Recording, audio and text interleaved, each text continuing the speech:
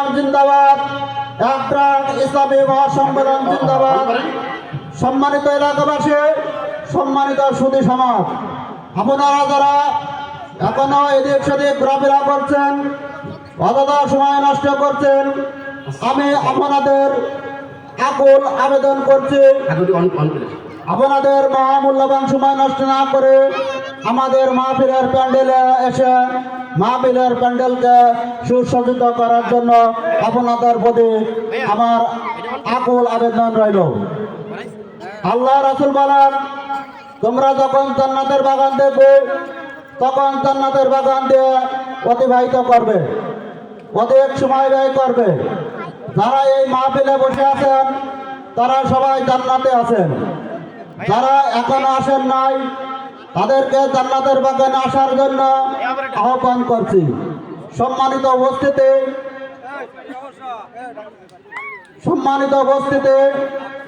এখন আমাদের সম্মুখে কোরআন ও সুন্নাহ থেকে আলোচনা পেশ করবেন তরুণ যুবকদের আইডল, মাইক্রোফোনটা একটু ঠিক করে নেন।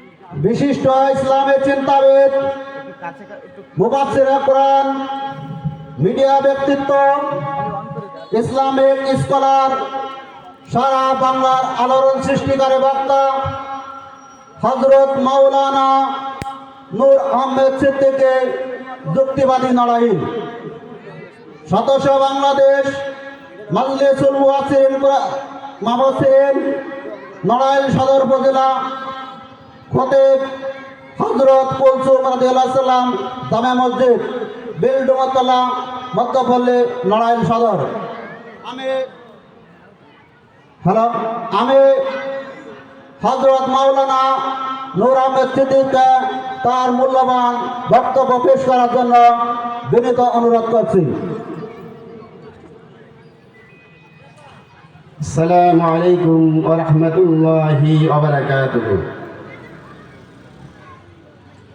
হযরতে আলী রাদিয়াল্লাহু তাআলা আনহু বলেছেন, যেখানে ইলম অর্থাৎ জ্ঞান অর্থাৎ কোরআন হাদিসের কথা আলোচনা করা হয় সেই জায়গাটি জান্নাতের টুকরায় পরিণত হয়ে যায়।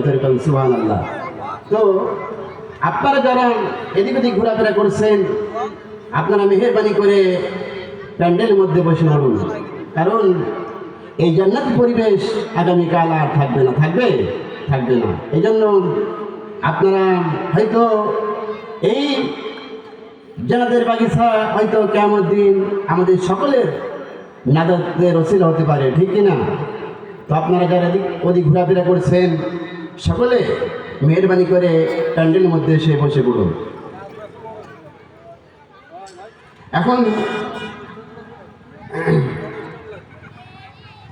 সম্মানিত সভাপতি হযরত মাওলানা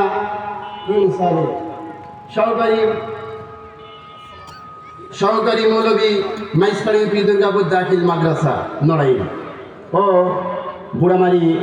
বুড়ামারা এলাকাবাসী, হাজারাত উলামায়ে কেরাম, বিভিন্ন এলাকা থেকে আগত সম্মানিত ভাই এবং বোনেরা, পর্দার আলের মা এবং বোনেরা, আসসালামু আলাইকুম ওয়া রাহমাতুল্লাহি ওয়া বারাকাতুহু। আল্লাহ তাআলা আমাদেরকে আজ এখানে আসার তৌফিক এনায়েত করেছেন, এজন্য আমরা সকলে জোরে সোরে বলি আলহামদুলিল্লাহ। আরো জোরে সোরে মহব্বতের সঙ্গে বলি আলহামদুলিল্লাহ। আপনারা সকলে আমার সঙ্গে একযোগে সমস্যারে পড়েন, রব্বানা লাকাল হামদ হামদান কাসীরান তাইয়্যিবান মুবারাকান ফীহি ইয়া রাব্বি লাকাল হামদু কামা ইয়ানবাগি লিজালালি ওয়াজহিকা ওয়া আযিমি সুলতানিকা। আমরা মহান আল্লাহ সুবহানাহু ওয়া তাআলার প্রশংসা করে নিলাম। তো এখন আমরা শয়তানের রচনা থেকে আল্লাহর কাছ থেকে পানা চেনে যথারীতি কোরআন থেকে সরাসরি আলোচনা শুরু করি। পড়ুন সবাই, পড়ুন সুস্থ কণ্ঠে, সকলে একযোগে পড়েন। আউযু বিল্লাহি মিনাশ শাইতানির রাজীম। বিসমিল্লাহির রহমানির রহিম। বিদায়িত মরদুদ সাহিত্যের রচনা দিকে পানা আছে আল্লাহ আল্লাহ সে পরম করুণাময়, তার পবিত্র নামে শুরু করছি। সূরা আস-সাফ 10 এবং 11তম আয়াত।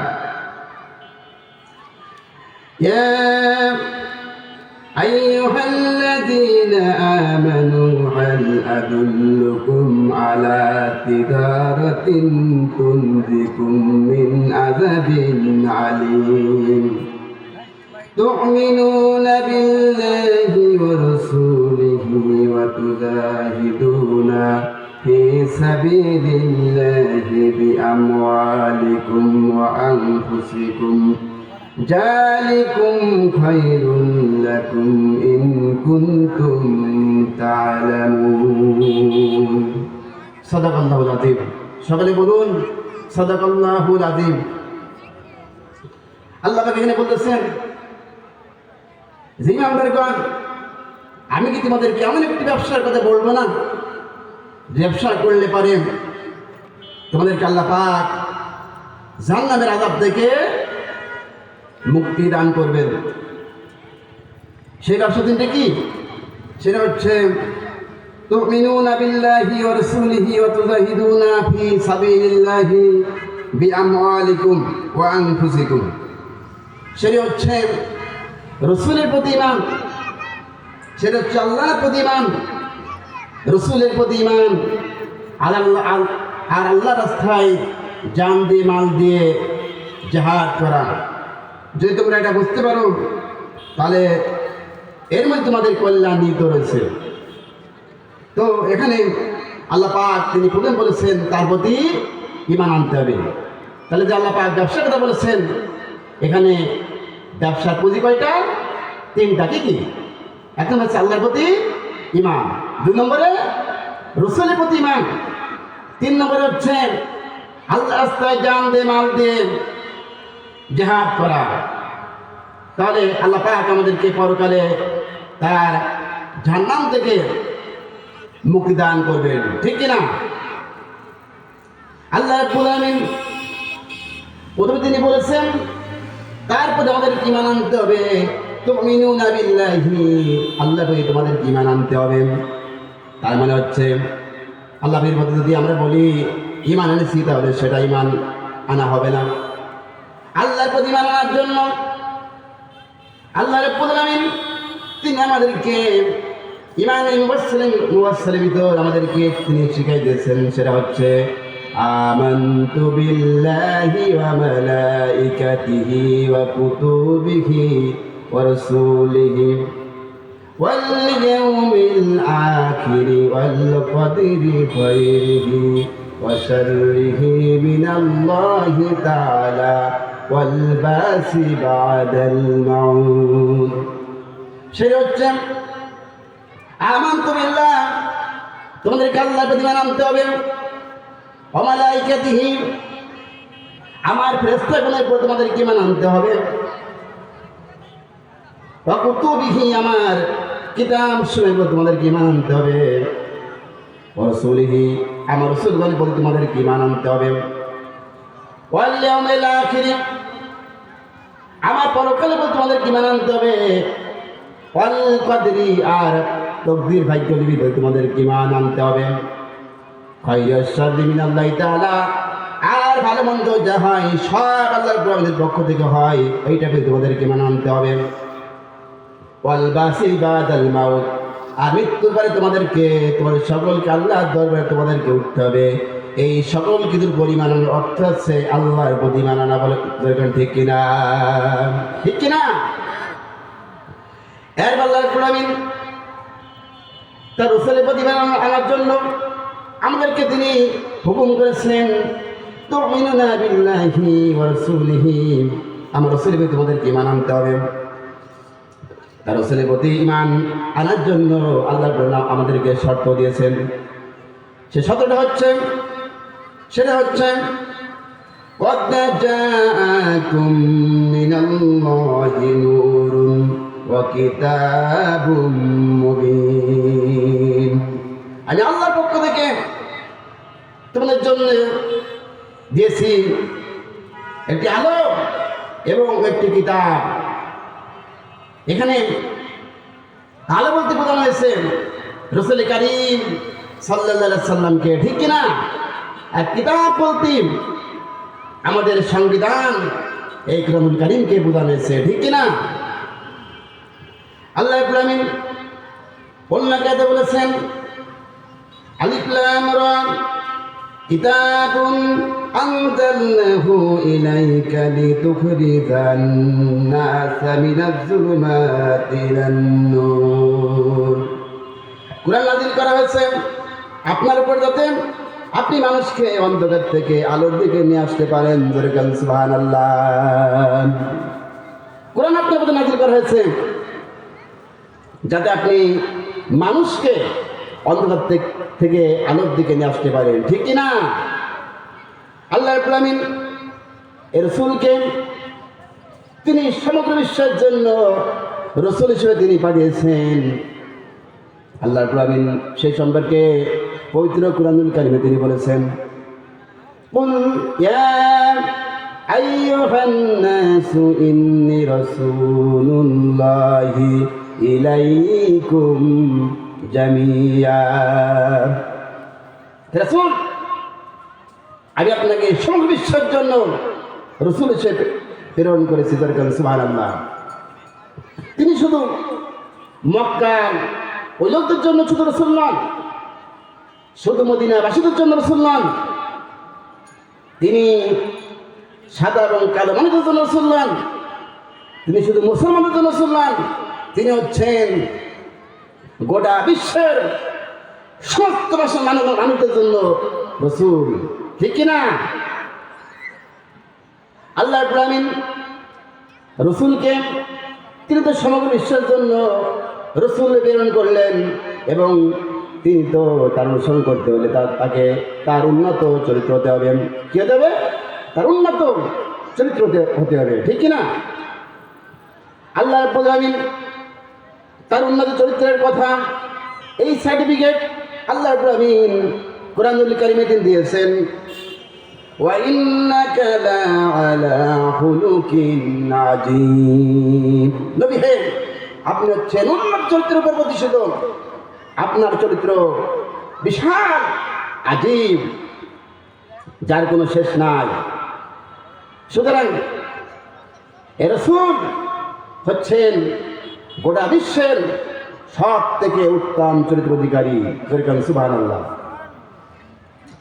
আল্লাহ রাব্বুল আলামিন রাসূল সম্পর্কে সূরা ফাতিহা এখানে তিনি বলেছেন হুয়াল্লাযী আরসালা রাসূলাহু বিল হুদা ওয়া দীনিল হক লিইয়ুযহিরাহু আলাদ দীনি কুল্লিহি ওয়া কাফা বিল্লাহি শাহীদা। আল্লাহ বলেন, আমি আমার রাসূলকে দ্বীনি হক সত্য বিধানের সুরের উপরে পাঠিয়েছি, যাতে করে তিনি মানুষকে সকল মতবাদকে বাদ দিয়ে ইসলামকে প্রতিষ্ঠিত করে দেন দুনিয়ার ভেতরে। সুবহানাল্লাহ। তার মানে হচ্ছে আল্লাহ রাব্বুল আলামিন রাসূলকে পাঠিয়েছেন দ্বীনি হক রূপে, যে তিনি মানুষের সমস্ত তৈরি করা মতবাদ বাদ দিয়ে দিন ইসলামকে দুনিয়ার দিকে প্রতিষ্ঠিত করে দিতে পারেন। সুবহানাল্লাহ।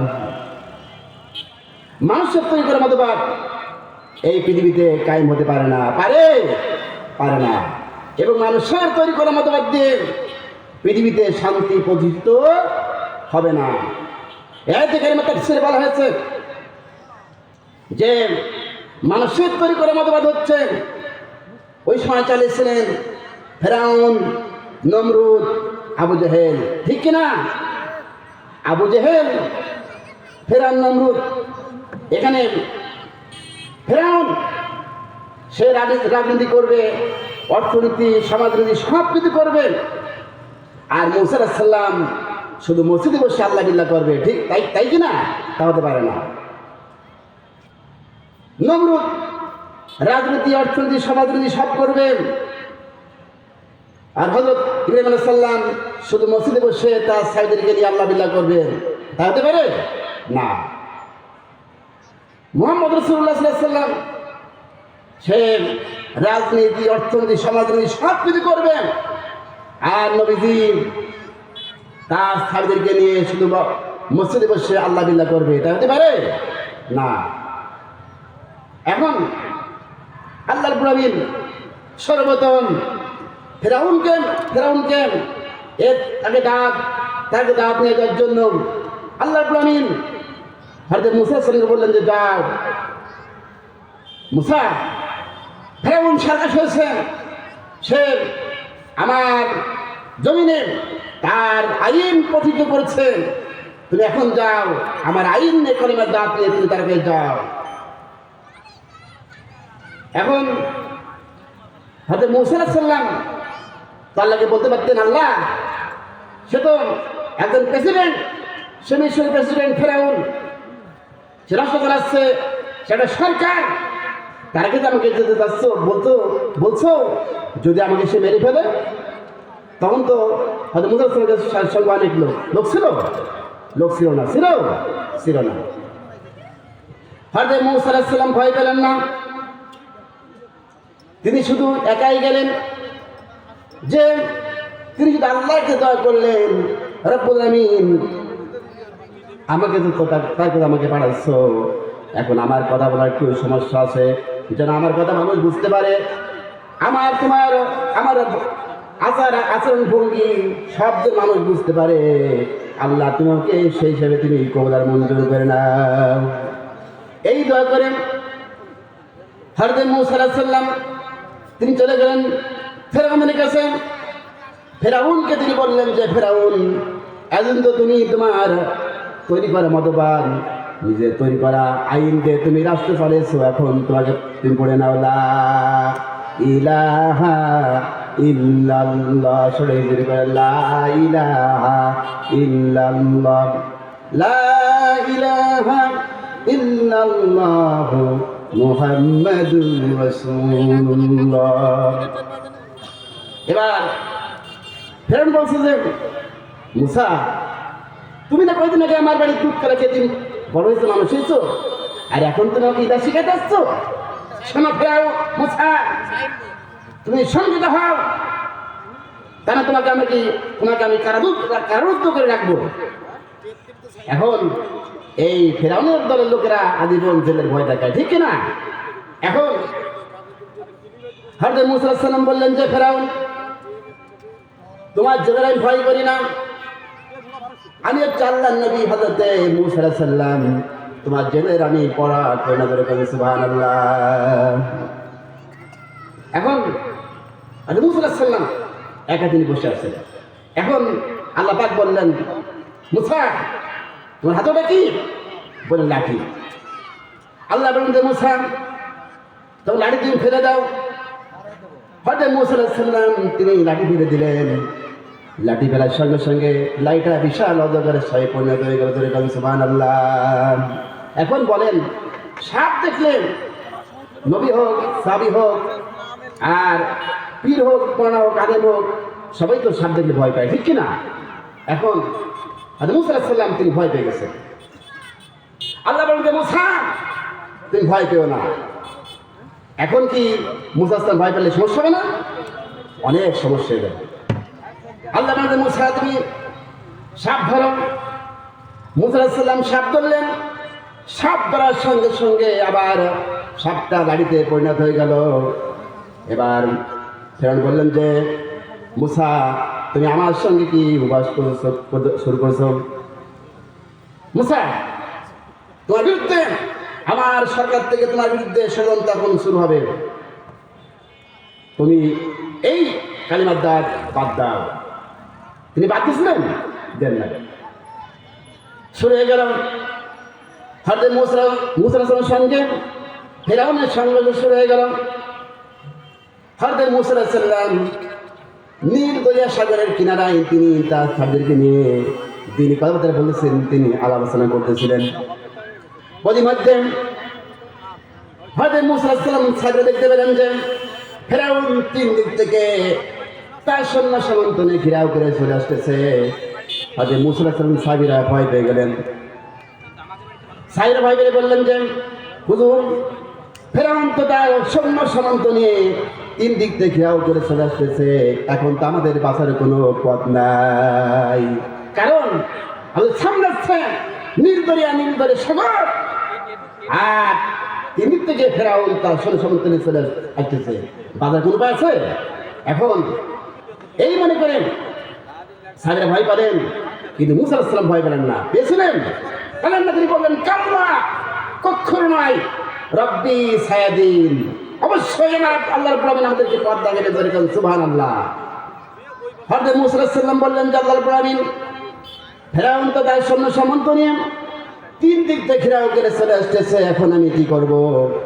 আল্লাহ বললেন মুসা, তোমার হাতে ওটা কি বলেন লাঠি?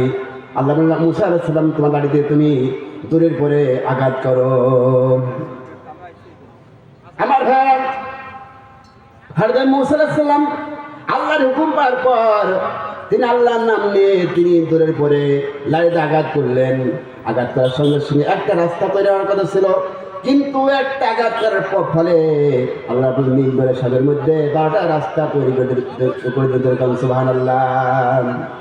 এবার হযরত মুসা আলাইহিস সালামের 12টা গোত্র ছিল, কয়টা গোত্র ছিল?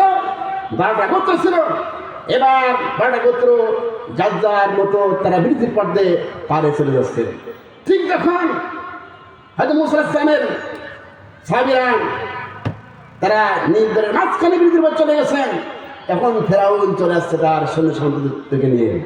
এবার ফেরাউনকে বলছে তার সৈন্য সামন্ত যে ফেরাউন, তুমি যদি হুকুম করে তাহলে আমরা এই বিরতির উপর উঠে আমরা মুসার সৈন্য সামন্তকে মুসাকে শেষ করে দেব।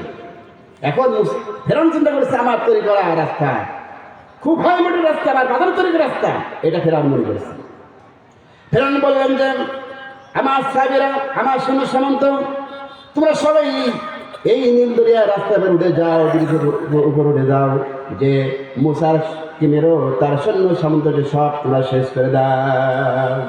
এখন ফেরাউন আগে উঠছে আর পিছন দিয়ে সব তার সৈন্য সামন্তরা উঠছে। চিন্তা করছে এবার বুঝি ফেরাউন মুসাকে আর তার সৈন্য সামন্তকে সব আমরা শেষ করে দেবো। ঠিক যখন মুসা আলাইহিস সালামকে মারার জন্য ফেরাউন তার সৈন্য সামন্ত নীলদরের মাঝখানে চলে গেছেন, ও বাসতে মুসা আলাইহিস সালাম তার সামনেরকে নিয়ে পার হয়ে চলে গেছেন। এবার যখন মাঝখানে চলে গেছেন, আল্লাহ বলেন দেখুন বীজ তুই পানি হয়ে যা, এখন সঙ্গে সঙ্গে পানি গেল।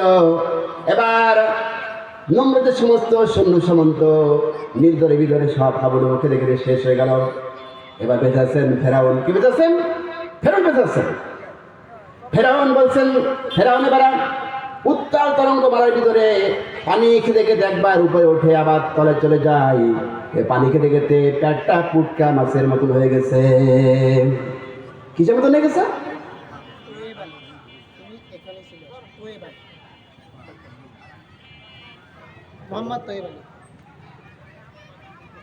হ্যালো হ্যালো, এ ভাই মাইকটা দাও। তোয়েব বিশ্বাস। হ্যালো, এটা তোয়েব বিশ্বাস। আপনি এই প্যান্টের ভিতরে চলে আসুন। এবার পুটকা মাছের মতন হয়ে গেছে। ফেরাউনের পানি খেতে খেতে জামার বাঁচে না। এবার ফেরাউন বলছে, জাল্লা আমি তোমার প্রতি ইমান আনলাম, তুমি আমাকে মেহেরবানি করে আর চুবাইও না। এবার আল্লাহ পাক আরো ফেরাউনকে বিজয় করে চুবাচ্ছেন। কি বলতেছেন? বিজয় করে চুবাচ্ছেন। এবার ফেরাউন বলতে, আল্লাহ আমি তোমার প্রতি ইমান আনলাম, তুমি আবার কেন চুবাও? শোনো আল্লাহ, তুমি যদি না বলছো আমার কথা, তাহলে তোমার নবী হযরত মুসা আলাইহিস সালাম, হযরত হারুন আলাইহিস সালাম যে নবীর প্রতি ঈমান আনছিল, আমি সেই নবীর প্রতি ঈমান আনলাম, তুমি আমাকে মেহেরবানি করে আর চুবায় না। মানে আল্লাহকে বুঝাচ্ছে। আল্লাহ বলছেন যে ফেরাউন আমি কি এতই গোবর, এত নির্বোধ, তুমি আমাকে বুঝাও? শোনো ফেরাউন, এখন তোমাকে মারবো এবং তোমাকে এই নীলদরা সাগরের ভিতর তোমাকে রেখে দেব। তারপর তোমাকে মাছও খাবে না, তুমি কোনো জলপ্রাণীও খাবে না, তুমি পচবা না, গলবাও না, তুমি শেষ হবো না। তোমাকে এই নিদ্রা থেকে তোমাকে উঠানো হবে, উঠাই তোমাকে মিশরের জাদুঘরে রাখা হবে। জাদুঘর কেমন পন্তু, তোমার মতো ফেরাউন যতই দূরে আসবে কেমন পন্তু, তোমাকে দেখে তারা যেন শিক্ষা গ্রহণ করে যে আমরা যদি এরকম আল্লাহর বিরুদ্ধে করি, নবীদের বিরুদ্ধে করি, আদিম নবীদের বিরুদ্ধে করি, তাহলে আমাদের কি আল্লাহর ভাবে না আবার এরকম করতে পারেন, ঠিক কিনা? তারপরে ঠিক মুসা আলাইহিস সালামের কে মারার জন্য, মুসার উপর অত্যাচার করার জন্য ফেরাউনের দশা এরকম হয়েছে। আর বর্তমান পৃথিবীতে যারা এরকম করবে তাদের অবস্থা এরকম হবে না, হবে না, অবশ্যই হবে। এবার আসুন হযরত ইব্রাহিম সালামের ব্যাপারে। নমরুদের কাছে আল্লাহ ইব্রাহিম বললেন যে ইব্রাহিম তুমি এখন যাইতে হবে নমরুদের কাছে, কারণ নমরুদ তার তৈরি করা মতবাদ সে দুনিয়ায় চালু করেছে, এখন তোমাকে যাইতে হবে। হযরত ইব্রাহিম সালাম নমরুদের কাছে বললেন যে নমরুদ তুমি এতদিন তো তোমার তৈরি করা মতবাদ, তোমার সমস্ত আইন দিয়ে তুমি দেশ চালাইছো, এখন তুমি পড়ে নাও লা ইলাহা ইল্লাল্লাহ। এবার নমরুদ বলছেন শোনো ইব্রাহিম, তুমি আমাকে ইলা শিখাইতেছো? শোনো নমরুদ, শোনো ইব্রাহিম, যদি তুমি আবার আসো তোমাকে আমি আগুনে পোড়াবো। কোথায় পোড়াবো? আগুনে তোমাকে পোড়াবো, ঠিক কিনা? এখন হযরত ইব্রাহিম সালাম বললেন যে নমরুদ তুমি আমাকে আগুনের ভয় দেখাও না, তোমার আগুনের ভয় পাই না, আমি কালেমা দাওয়াত দিয়ে যাবো, তুমি যা ইচ্ছা আমাকে তুমি তা করতে পারো, ঠিক কিনা? এবার নমরুদ হযরত মুসা আলাইহিস সালামকে পোড়ানোর জন্য সমস্ত ব্যবস্থা করে ফেলেছেন। এবার তিনি আগুনে পড়বেন, আগুনে তিনি ফেলার পূর্বে হযরত ইব্রাহিম সালামকে এসে বলছেন যে ইব্রাহিম তুমি আমার কাছে সাহায্য চাও, তোমাকে এখন আগুনে পোড়ানো হবে, তুমি যদি আমার কাছে সাহায্য চাও তাহলে তোমাকে আগুন থেকে তোমাকে আমি বাঁচাই দেব। এরপরে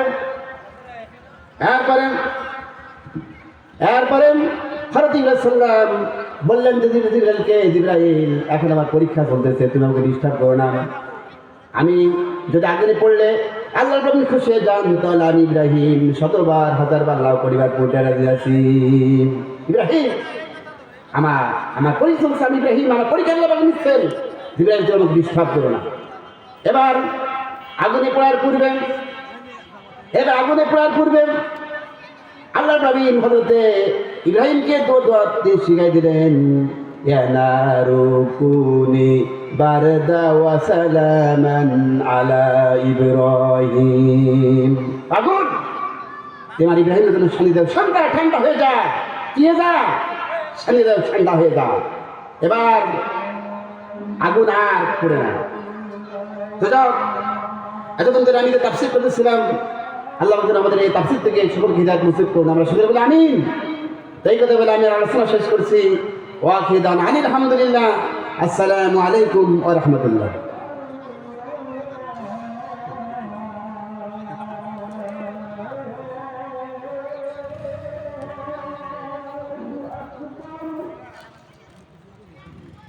ভাইয়া তাহলে ওইটাই